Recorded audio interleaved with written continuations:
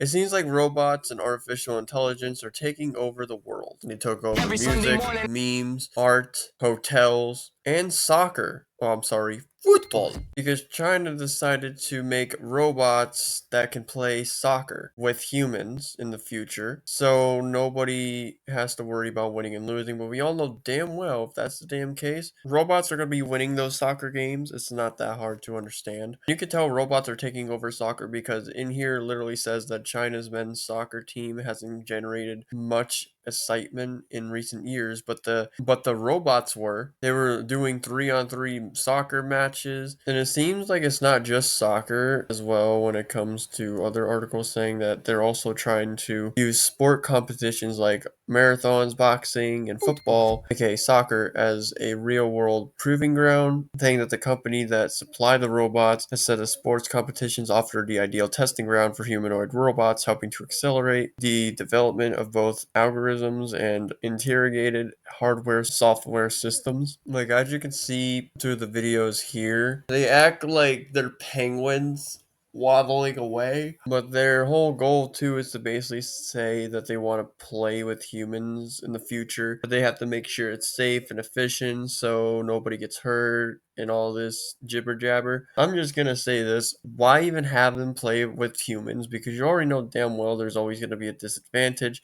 If you program these bots to basically lose, then chances are that there's really gonna be no fun because it's just gonna be playing with a shit AI. But if you train them to win, then you're gonna be losing constantly. Like, this is gonna be basically rigged. But I could basically argue to what they should do to balance out the playing field is to have both humans and robots on the same team, versing robots and humans on another team would make it more efficient and not skill based, because you know well by the looks of their robots now, they look like those little wind up toys that you wind up and then let them start walking on their own, and they somehow make it more realistic because apparently the robots are supposed to stand up by themselves, but during the testing phase they just kept falling. Like, this one over here decided to have a seizure before falling into the turf, and they used stretchers to just take them out of the game or the field as a whole to start working on them. But it looks like this is only like a college university thing by far. But what if they decide to make this a whole reality? Are they going to spread it worldwide? Who really knows? You're the one to decide if you find this cool or not, because it's always a mixed bag. Me, I don't really care, but I do care if they decide to try to make it more of a sport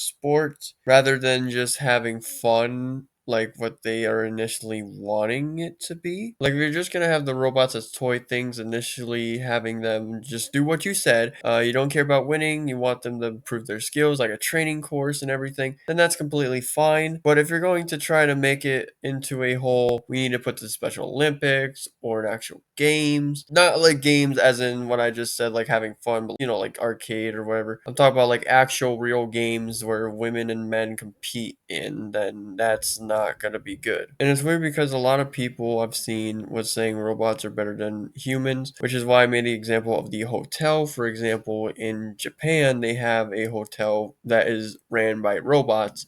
Some people are finally waking up while this was literally like what, 9 years ago, 7 years ago for multiple occasions of areas. That's not really anything new. What's the difference is that they're basically taking over jobs, and the fact that one of these legit was so bad they still had to hire human workers because they couldn't function right. So what is even the point? Until a certain point, probably what's going to happen and transpire is that these robots are going to be able to work and function. Difference is, though, you still need power and you also need humans to operate these robots in case something happens, like they shut down or there's bad crashes or whatever. And it's ironic because I'm literally recording this and now rain is happening with thunder, probably lightning soon. So you already know talking about this current situation is a big no-no and very scary. It's like Mother Nature is basically telling us that this can never happen and shouldn't happen, and they're going to take it out. Though I won't spoil this movie because it just came out, so people are probably going to watch it, so I won't say the title. But if you know what I'm about to say, you're already going to know. We should all learn from this movie that we shouldn't rely on technology or AI and all that stuff. They're just useful and helpful for tools rather than something that should control our lives and control the world. we need to understand that they're just for fun. They're just useful. Because you gotta remember, if it takes over the entire place, that entire place goes down. Like, what do you think happens with a power outage in your house, right? The whole house is gonna go out. You can't use anything anymore because it's all relying on power. That's basically it. That's all I have to say. Make sure to use turd burglars in the Fortnite shop and become part of the turd kind.